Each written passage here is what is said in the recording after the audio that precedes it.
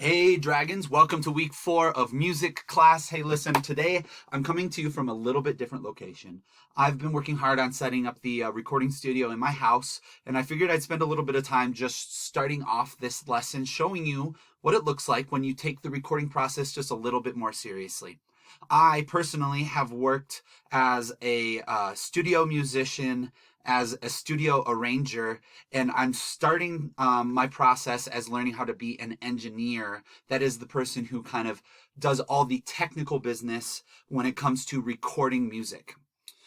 So this is my little home studio, and I figured maybe I'd start by showing you the recording space itself. Now, there's two rooms that usually a recording studio has.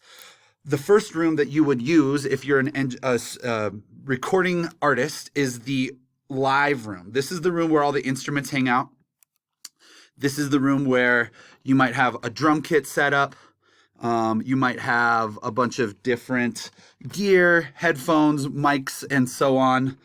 And these tools are used to for the artist to kind of like play and perform in a live setting. Then the second room that you would see in a recording studio is what we would call the engineering's booth. Now, the engineering booth is kind of where all the more technical details and the actual recording gear is contained. For example, you can see over my shoulder a tape machine. This is a really old school tool that we use for recording analog sound, and everything that I do in my recording studio hits the tape machine before it goes to a digital computerized version. Then the second most important part of a recording studio is the console itself. This is kind of where all the magic happens. I use a Ramza W8616. This is kind of a really cool old machine that kind of gives a little bit of extra life to the sound that I record. Before I then go through, you can see my interface back here, which is something similar to what you guys have used. And that interface takes the analog sound from the tape machine and makes it digital so that it can then go to my computer. Just a little look into what it looks like to be a recording engineer in today's day and age. Okay, awesome. For week 3, we are kind of going to dive into what it looks like to build our songs into a story.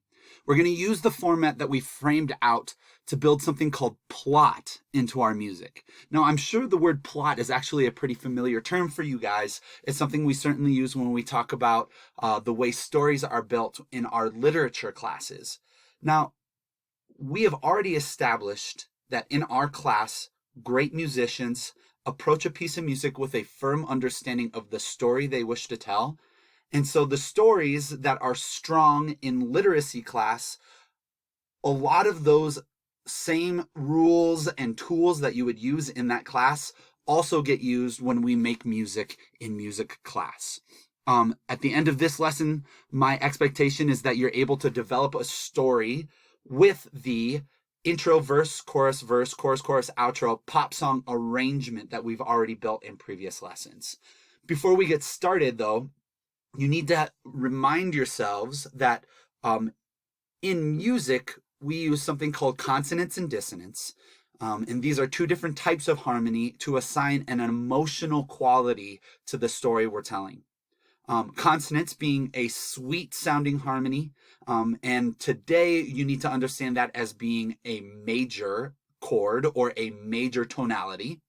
And dissonance being a sour sounding harmony, and that would come from a minor tonality.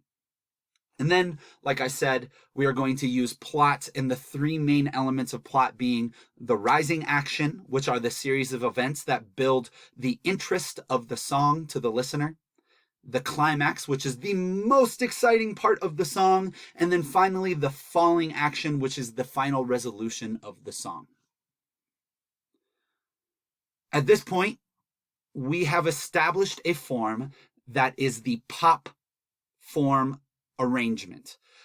Your song should have this arrangement: an intro, a verse, a chorus, then the double chorus, and then an outro. these should fall very, very accurately on the measure numbers I have listed below. This pop song must meet these parameters before you move on. And if they do not meet these parameters, you must go back and rewatch week 2 and week 3 assignment videos, or you need to reach out directly to me. I'm going to point out that your current project in week 4 probably still says assignment week 2 because we are building off of the work we did from week 2.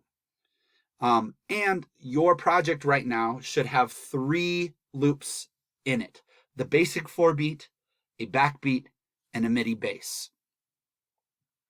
So in just a moment, I'm going to ask you to pause the video. If your project does not meet these requirements, that is 3 basic loops in the pop arrangement form, you need to go back to week 3 and double check your work. You also need to reach out to me directly for any help.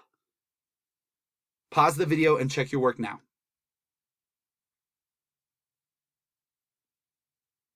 Okay.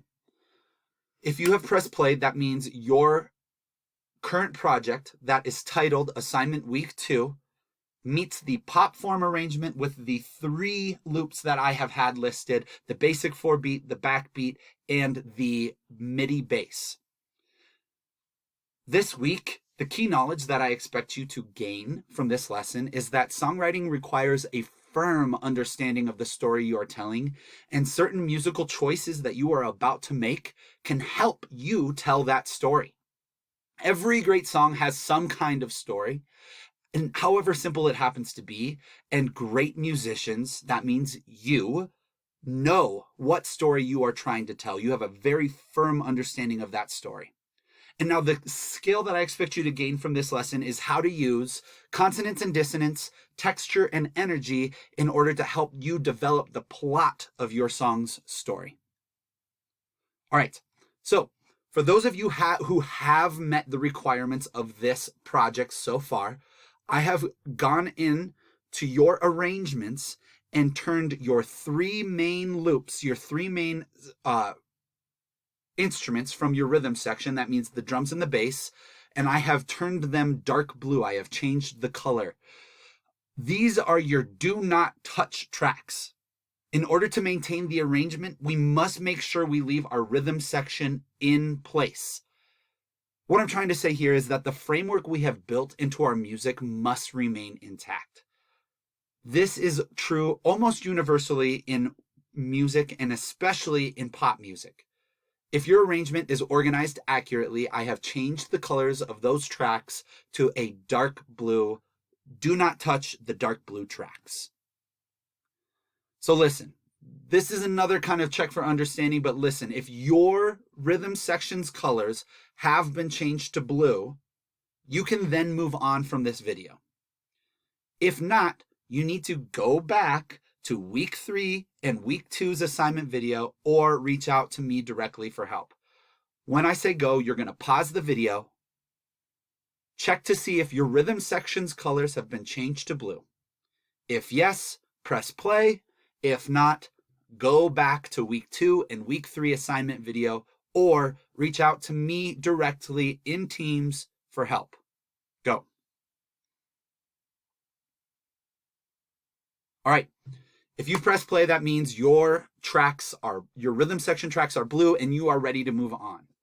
All right, so there's some basic information that I need you to understand before we move forward, and that is how to inject a story into your music. The 2 areas that we're going to focus on today are plot and using consonance and dissonance. The first thing I want you to know about is plot. There are 3 main elements to plot. That is the rising action, which is a series of events that builds interest to the listener. Now, we can think about building interest or rising as growing in texture and growing in energy. The reason I asked you to make a basic 4-beat and then a backbeat is because those grow from the basic 4-beat to the backbeat. That grows in energy. The second part of plot that you need to understand is the climax. This is the moment in the song that is the most important. I previously described this as the moment where the three little pigs finally vanquish the wolf. This is the most exciting part. This is the moment in your song where the texture should be the fullest, the energy should be the highest, and you are really stamping for your listener what your story is about. And then finally, the third part of plot that I need you to understand today is the falling action. This is the resolving of all of those musical ideas so that the listener can kind of reflect on what your story was about and what maybe they should do as an individual moving away from your song. The second tool in your tool bag today is the idea of consonance and dissonance. Now, you guys are all very familiar with this, so I'm not going to harp on it too much, but I do need you to know how to identify consonance and dissonance in Soundtrap. Again, just a reminder, consonants are the sweet-sounding harmonies, and they derive from a major tonality. Dissonants are the sour-sounding harmonies and deriving from a minor tonality. Using consonants or majors can evoke happy, sweet, pleasant emotions. Dissonance or minor tonalities can evoke sad, angry, sour emotions. And often, interesting music includes both. Now, here's how you identify whether or not your song is minor or major. At the bottom of your screen in Soundtrap, you'll see that there is a key signature labeled, usually with a letter, A, B, C, D, E, or G, and then usually also with a little M or a capital M. A capital M means that you are dealing with a major or consonant key signature. A lowercase m means you are dealing with a minor or dissonant tonality. So here's what you're going to do this week. You're going to take time to find loops and instruments that lend themselves to telling your song's story. You're going to use these loops to then grow the texture of your piece. You're going to kind of fill in and get creative this week. This is the fun part. I'm really excited that you guys are moving in this direction because finally you get to take all of the framework and all of the rules that I decided exist for a pop song, and then you get to make it your own. So you're going to go into the loop library. You're going to spend a lot of time listening to a lot of the different loops in the loop library and add them to your song in order to create a story. Now, there is one more rule that I need you to pay very close attention to. The loops that you choose for any particular section should occur during those sections and repeat themselves when those sections repeat. Like the repetition in the rhythm section, there should be repetition in the other instruments or loops. If a track that lasts for 8 bars of the first verse, it should also appear for the 8 bars of the second verse. So, when I say go, I'm going to ask you to pause the video and start adding loops to your project. This is, again, your chance to get creative, to have fun, and really start diving into the story you want your song to tell. I'm looking forward to seeing you on Tuesday. Reach out to me at any time directly if you have any questions about this project.